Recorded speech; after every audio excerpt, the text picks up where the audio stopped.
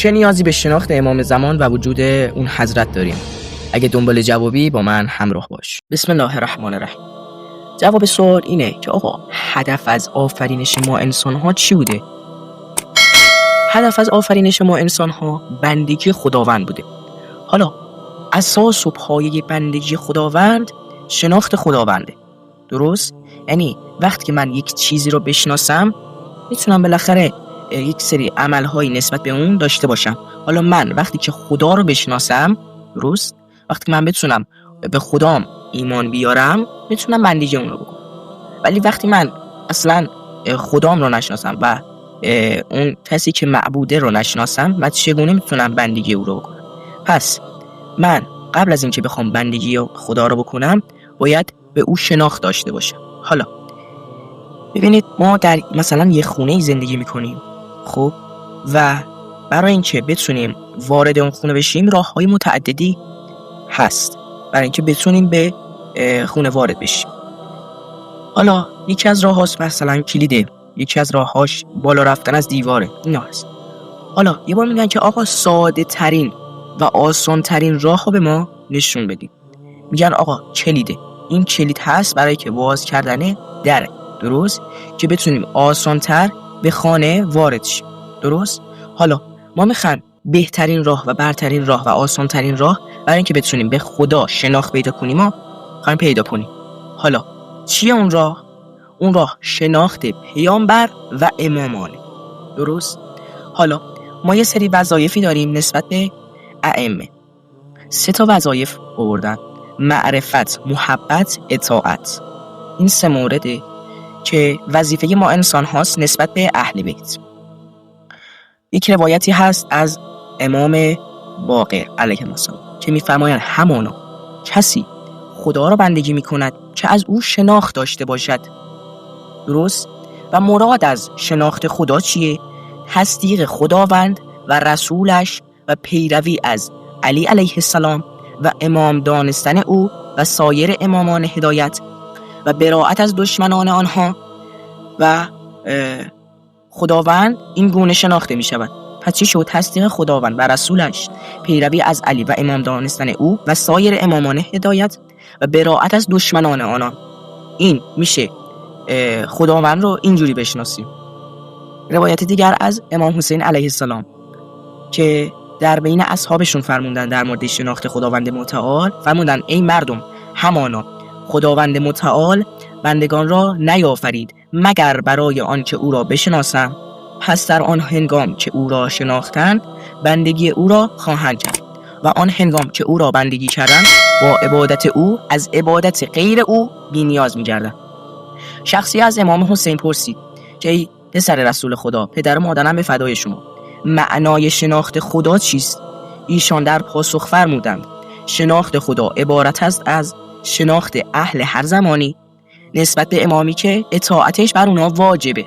الان که امام حی حاضرمون امام زمانه، اطاعتش بر ما واجبه. درست؟ و یکی از وظایفمون که گفتیم و آخرین وظایفمونه اطاعته.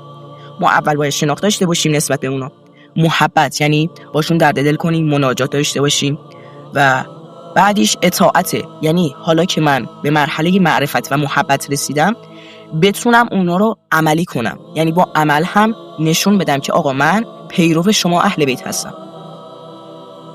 شناخت امام جدای از شناخت خداوند نیست. یعنی من وقتی تونستم امامم رو بشناسم، درست، گفتیم یکی از برترین مراحل برای اینکه به خدا شناخت پیدا کنیم شناخت امامه، درست، و الان وقتی من امامم رو شناختم میتونم خدام رو بشناسم.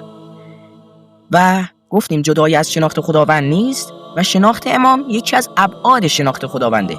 گفتیم یکی از مراحل و یکی از بخش‌های شناخت خداونده. دعای معرفت به امام زمان، همین که میگن اللهم عرفنی نفسک، این دعا 2 تا نکته داره.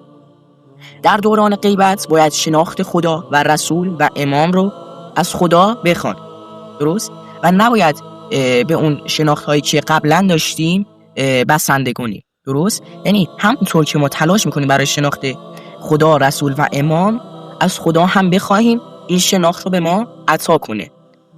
و دومین نکته اینه که آقا لازمه شناخت خدا شناخت پیامبره و لازمه شناخت پیامبر شناخت امامه.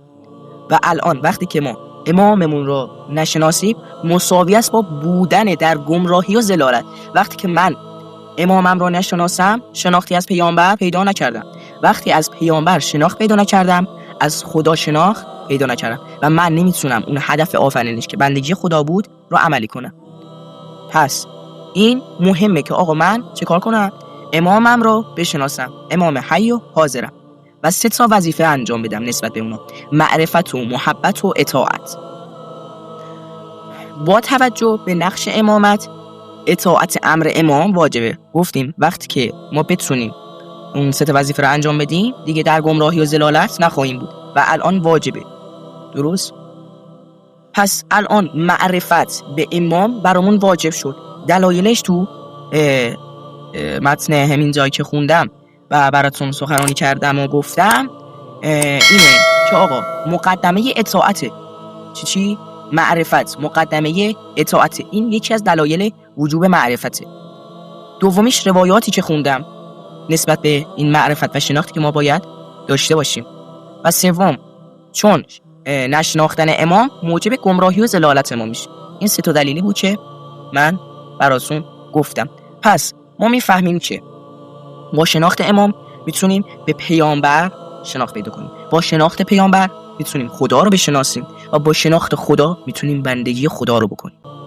پس این مورد خیلی مهم و واجبه که بتونیم اماممون رو بشناسیم. انشاءالله که بتونیم شناخت دقیق و صریحی رو داشته باشیم و این 3 وظیفه رو انجام بدیم که معرفت، محبت و اطاعته، و انشاءالله معرفت رو اولین قدم رو بذاریم و معرفتمون رو بیشتر کنیم. یه صلواتی ختم کنید.